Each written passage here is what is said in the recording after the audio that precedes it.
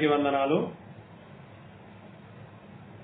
మనం ఇప్పుడు formative assessment ఎఫ్ఏలో మూడవ అంశమైనటువంటి ప్రాజెక్టు పనులు ఎట్లా సేకరించాలి, ఎట్లా నిర్వహించాలి, ఎట్లా నమోదు చేయాలి అనే విషయాన్ని తెలుసుకోబోతున్నాం. ప్రాజెక్టు పని అంటే పనితో కూడుకున్నది అన్నమాట. మనం 6 నుండి 10 తరగతుల వరకు ప్రతి పాఠం వెనుక ఒక ప్రాజెక్ట్ ఇవ్వడం జరిగింది. ముఖ్యంగా తెలుగు, హిందీ, ఇంగ్లీష్ ఈ లాంగ్వేజ్ గురించి మాట్లాడుకుంటే తెలుగులో అయితే ప్రతి పాఠం వెనుక ఒక ప్రాజెక్ట్ ఇవ్వడం జరిగింది. అట్లా 12 పాఠాలకి 12 ప్రాజెక్టులు మీరు నమోదు చేయాల్సిన అవసరం లేదు. ఒక విద్యా సంవత్సరంలో 4 ఎఫ్ఏలు నిర్వహించుకుంటే 4 ప్రాజెక్టులు నమోదు చేస్తే సరిపోతుంది. ఆ 4 ప్రాజెక్టులు ఏవి సేకరించాలి, ఎట్లా నమోదు చేయాలి అనే దాని మీద మాట్లాడదాం. ఇప్పుడు జూలై మాసము ఎఫ్ఏ మాసం, అంటే ఈ జూలైలో ఫార్మేటివ్ అసెస్మెంట్ నిర్వహించుకుంటాం. కాబట్టి జూలై మాసాంతం నాటికి 2 పాఠాలు అవుతాయనుకోండి. 2 పాఠాల వెనుక 2 ప్రాజెక్టులు ఉన్నాయి. ఆ 2 పాఠాల వెనుక ఉన్న 2 ప్రాజెక్టులలో ఏదో ఒక ప్రాజెక్టు పిల్లలకి కేటాయించాలి. అంటే ఏది చేయడానికి అనుకూలంగా ఉంటే ఆ ప్రాజెక్టు కేటాయించాలి. అంటే 2 ప్రాజెక్టులు చేయడానికి అనుకూలంగా లేవు, అప్పుడు ఉపాధ్యాయుడే స్వయంగా ఆ ప్రాజెక్టులో చిన్న మార్పు చేసి ప్రశ్న రూపంలో అందించవచ్చు. ఉదాహరణకి, మీ సమీపంలో ఉన్న వృద్ధాశ్రమాలకు వెళ్ళి వృద్ధులతో మాట్లాడి వాళ్ళ వివరాలు సేకరించి ప్రాజెక్ట్ రూపంలో నమోదు చేయండి అనే ప్రాజెక్ట్ ఇచ్చామనుకోండి. ఇప్పుడు అన్ని పాఠశాలలకు అందుబాటులో వృద్ధాశ్రమాలు అన్ని ఊళ్ళల్లో ఉండవు, ఎక్కడో టౌన్లో ఉంటే ఉండొచ్చు. కాబట్టి ఇది అన్ని స్కూళ్ళల్లో అందరు విద్యార్థులకు సాధ్యమేది కాదు. అప్పుడు ఏం చేయాలి? ఇప్పుడు మీరు వృద్ధాశ్రమాలకు బదులుగా మీ సమీపంలో ఉన్న, మీకు అందుబాటులో ఉన్న వృద్ధుల దగ్గరకు వెళ్ళండి, వాళ్ళతో మాట్లాడండి, వాళ్ళ సాధక బాధకాలు తెలుసుకొని ప్రాజెక్ట్ రూపంలో నమోదు చేయండి. ఇట్లా ప్రశ్నను మార్చి ఇవ్వండి, అదే ప్రాజెక్ట్. ఇప్పుడు దీన్ని ఎట్లా నమోదు చేయాలి?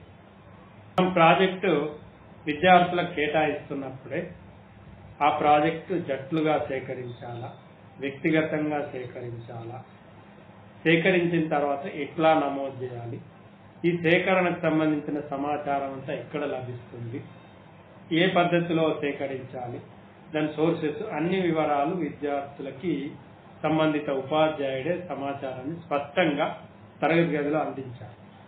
అవసరమైతే జట్లుగా విభజించి ఆ సేకరణకు వాళ్ళను కూరిగొల్పాలి. జట్లుగా సమాచారాన్ని సేకరించిన ఎఫ్ఏ నోట్ పుస్తకంలో ప్రాజెక్టు నమోదు చేసేటప్పుడు తప్పనిసరిగా వ్యక్తిగతంగా నమోదు చేయాలి. కరపత్రాలు సేకరించండి. 5 కరపత్రాలు సేకరించి వాటి వివరాలు నమోదు చేయండి. దానికి సంబంధించిన టేబుల్ ఆ ప్రశ్నలో ఉంటుంది. లేక వృద్ధుల దగ్గరికి, రైతుల దగ్గరికి వెళ్ళి వాళ్ళ వివరాలు సేకరించండి.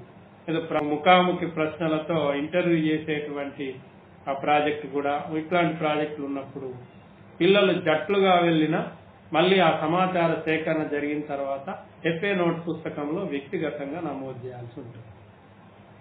ఇప్పుడు ఈ ప్రాజెక్టు సేకరించిన తర్వాత దాన్ని నమోదు చేసే విధానము, దానికి మార్కుల కేటాయింపు గురించి మాట్లాడాలి.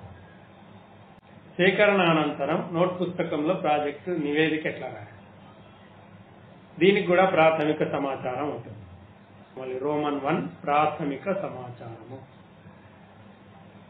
ఇందులో మళ్ళీ 3 అంశాలు. ప్రాజెక్టు పేరు, అంటే ఏ ప్రాజెక్టు కేటాయించామో ఆ ప్రశ్న రాయాల్సి ఉంటుంది అన్నమాట. ఏదైనా మార్పులు చేస్తే ఆ మార్పు చేసిన విధానం ఆ ప్రశ్న రూపంలో అక్కడ రాయాల్సి ఉంటుంది.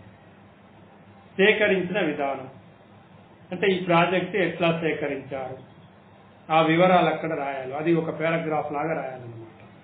అంటే మీరు జట్లుగా వెళ్ళారా, ఎప్పుడు వెళ్ళారు, ఎక్కడికి వెళ్ళారు, ఎవరితో మాట్లాడారు, ఏ రోజు, ఈ వివరాలన్నీ సేకరించిన విధానంలో చూపించాలి.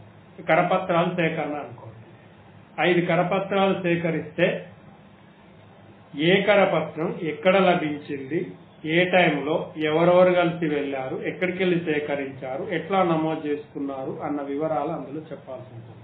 5 కరపత్రాలు 5 చోట్ల దొరికితే ఈ ఒక్కో కరపత్రం ఒక్కో దగ్గర లభించింది, ఈ పద్ధతిలో సేకరించామని చెప్పాల్సి ఉంటుంది. అది సేకరించిన విధానం. మూడవది సమర్పణ.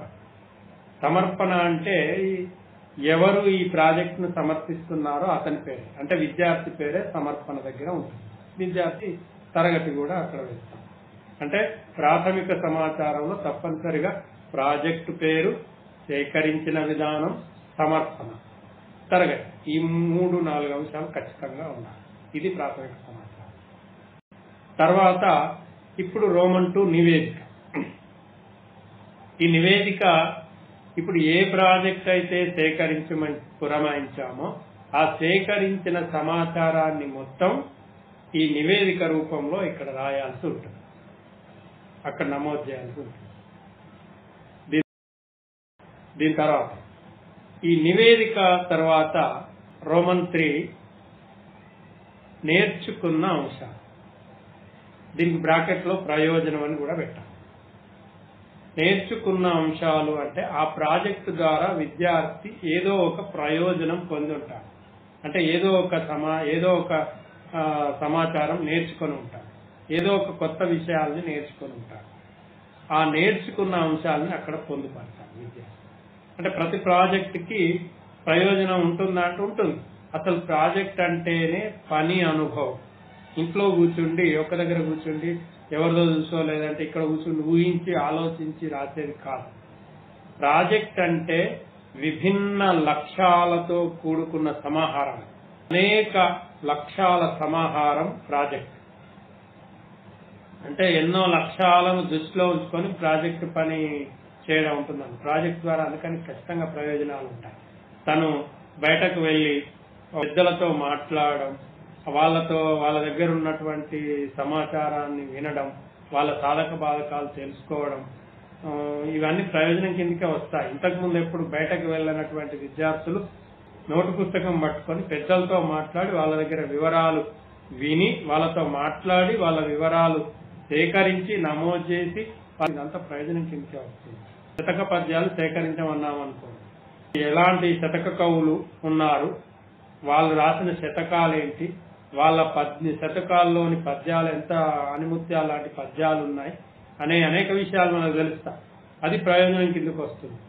రైతు దగ్గరికి వెళ్ళి ఆ రైతు సాధక బాధకాలు, కష్ట సుఖాలు తెలుసుకొని నమోదు చేయండి అని జట్లుగా రైతుల దగ్గర పంపిస్తే కొన్ని వ్యక్తుల వ్యక్తిత్వాలు ఇట్లా ఉంటాయన్న విషయం కూడా తెలిసింది. ఇంత శ్రమతో వాళ్ళు పంటలు పండిస్తున్నారు అన్న విషయం మనకు తెలుస్తుంది. ఇదంతా ప్రయోజనం కిందకే వస్తుంది. కాబట్టి ఖచ్చితంగా ఈ ప్రాజెక్ట్ ద్వారా నేర్చుకున్న అంశాలు అనేది విద్యార్థి 1-2 పారాగ్రాఫ్లో చెప్పాల్సి ఉంటుంది. ఇది ప్రాజెక్టు నమోదు చేసే విధానం.